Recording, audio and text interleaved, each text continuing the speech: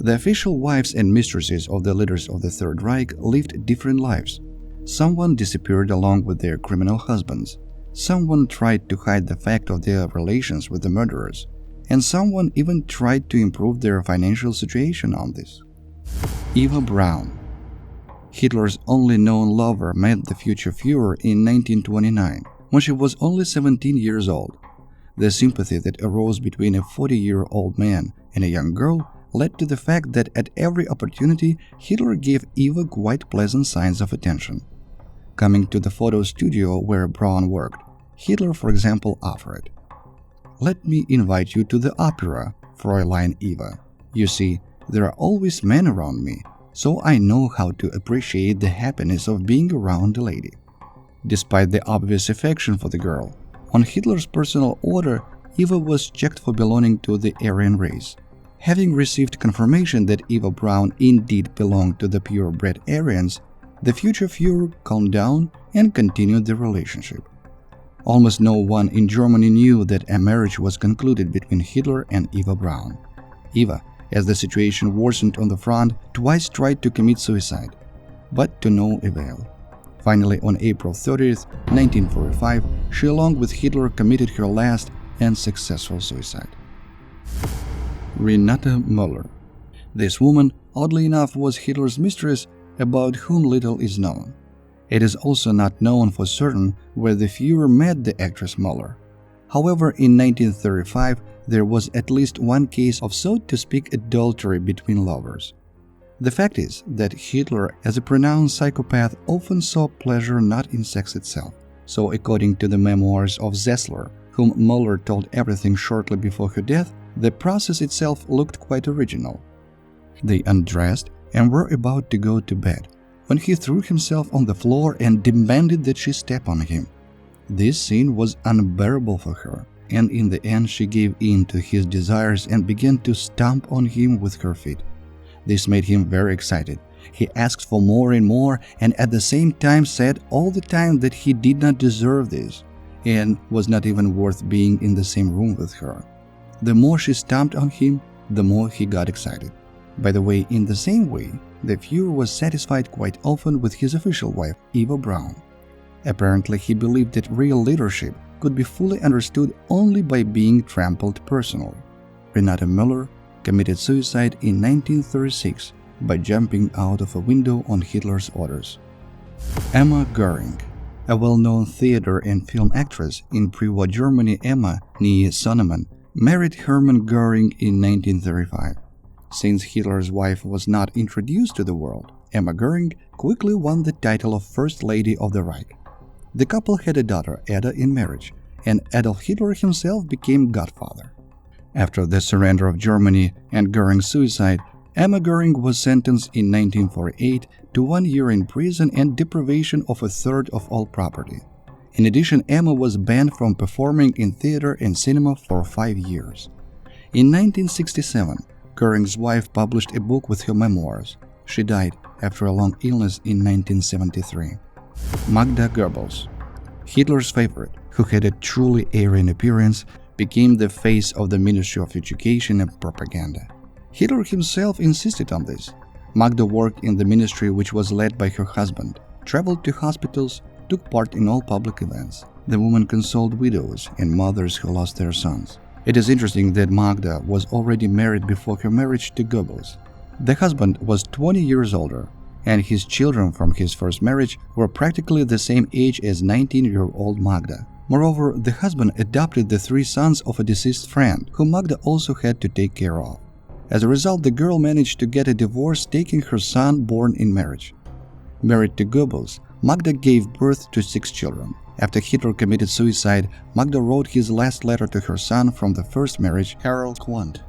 The world that comes after the Führer is not worth living in. Therefore, I am leaving, and taking the children with me. It is a pity to abandon them to live in the life that will come. Merciful God will understand why I decided to take on my own salvation.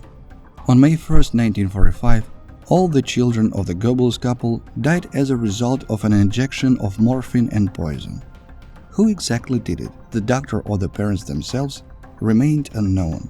After the death of the children, Magda Goebbels committed suicide along with her husband. Gerda Bormann. The wife of Martin Bormann, unlike other wives on the top of the Third Reich, was almost originally a convinced Nazi. Her father also supported the ideas of the National Socialist Party. By the way, the beautiful Gerda shocked everyone by choosing Bormann as her husband. The parents hoped that their daughter would marry a prominent figure in the NSDAP, but not the inconspicuous Bormann, who at that time did not reach any special heights and even had a criminal record for causing bodily harm. It is interesting that according to the memoirs of the contemporaries, Gerda and Martin actually sincerely loved each other. By the way, it was Gerda who in 1944 called on German women to abandon monogamy. Gerda herself had experience in this. For example, she did not pay attention to Bormann's flirting with other women in her presence. Moreover, when Bormann began a fairly serious relationship with actress Manja Behrens, he always asked Gerda for advice and even shared his experience, and his faithful wife helped as much as she could. After the surrender of Germany, Martin Bormann fled, and Gerda was admitted to a military hospital with a diagnosis of carcinoma. She died a few weeks later from mercury poisoning, which was used in a course of chemotherapy. Lida Barová. The Czech actress Lida Barová, after being invited to work in Germany, managed to win the sympathy of Hitler himself. It was not surprising that after that she became a frequent guest at receptions, and the girl's career as an actress went up very quickly. Once in the apartment next door to the Goebbels couple, Lida very soon attracted the attention of the Minister of Propaganda. Goebbels lost his head so much that he was even ready to divorce his wife.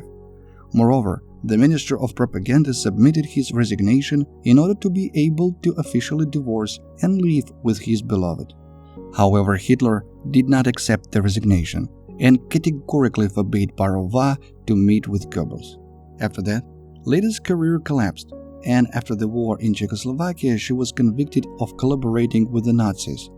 But already in prison, Barová started a new romance, got married, and later returned to her acting career. True, it was no longer possible to reach for the stars, and the published memoirs in which the woman spoke about her connection with Goebbels did not bring fame. Anneliese von Ribbentrop. This woman, unlike those described above, met her husband herself. When the Ribbentrops have 5 children and Ribbentrop himself wore only the shoulder straps of a lieutenant, Anneliese managed to get a meeting with Hitler. It was thanks to this that the Führer soon drew attention to Ribbentrop, appointing him to the post of Minister of Foreign Affairs. Anneliese was not convicted after the war. She lived quite calmly and comfortably, publishing memoirs after her husband. She also sued for property with her relatives, but lived a completely eventful and prosperous life. Inga Ley, wife of Labour Front leader Robert Ley. The couple had 3 children, but the couple, despite the war, adored entertainment and idle lifestyle. Prominent figures of science, art, and leaders of the Third Reich often visited the Ley house. After the last birth, Inga became addicted to morphine, explaining this by the pain she experienced. Despite addiction treatment, the craving for the drug persisted.